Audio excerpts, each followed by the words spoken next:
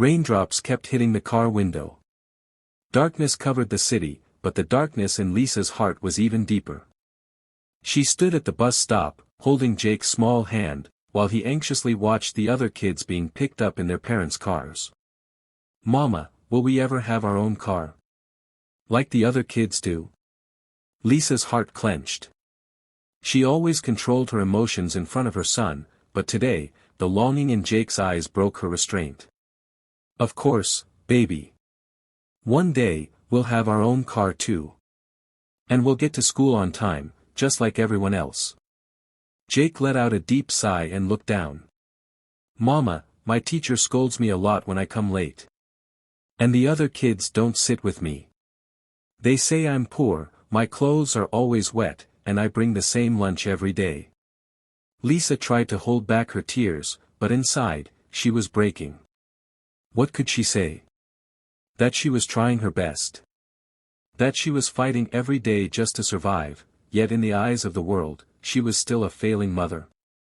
Lisa's old car had broken down 6 months ago. She could still remember that day vividly, when Jake had run happily towards the car after school, but when she turned the key, the engine let out one last groan and died forever. Since then, life had been a struggle. Buses, long walks, and constant waiting became their routine. Sometimes she made it to work on time, sometimes she didn't.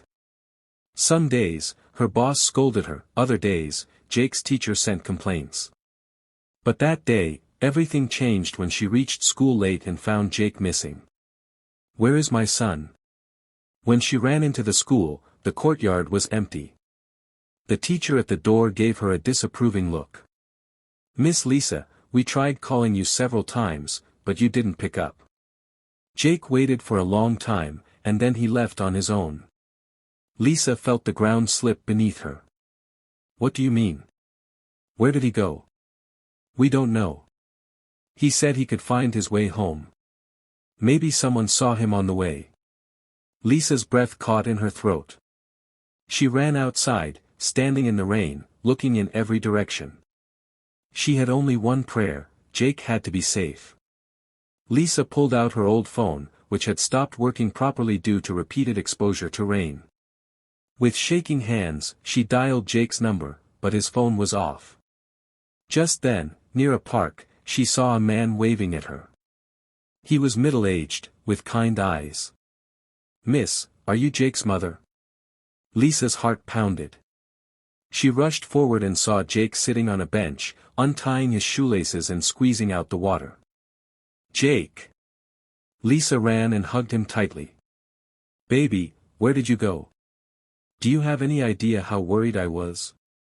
Jake wiped his tears. "Mama, I waited for you for so long. When you didn't come, I thought I could walk home by myself. But I got lost. This man brought me here." Mike smiled. "I saw him wandering alone on the street. When I asked, he said he was looking for his mom. I figured it was safer to keep him here until we found you." Mike pulled out a card from his pocket. "I work for an organization that helps single mothers. I know how hard it is to manage without a car." Lisa took the card with tear-filled eyes. Mike took out an envelope and handed it to her. Inside were car keys. "This car is yours now," Mike said. "It's a gift from an anonymous donor who wants you to have an easier life." Lisa's hands trembled. She clutched the keys tightly, tears flowing freely down her face. The next morning, as Jake got ready for school, he stepped outside and froze in surprise. Right in front of him was a gleaming new car. Jake's eyes widened in shock. "Mama, this?" Lisa smiled and dangled the keys in front of him. "Yes, baby. It's ours." Jake's happiness was indescribable. He jumped with joy, his face lighting up with the biggest smile Lisa had seen in months. "Mama. Now I'll get to school on time. Now no one will call me poor. Now my clothes won't be wet anymore." His eyes sparkled. After years of struggle, he was finally seeing a dream come true. Lisa hugged him, and Jake beamed, saying, "Mama, now we're like all the other kids. But Lisa kissed his forehead with a gentle smile. No, baby, we are special. Because we know what hardship feels like, and when life is kind to you, you must pass that kindness forward. That day was the first day of a brand new life for Lisa and Jake.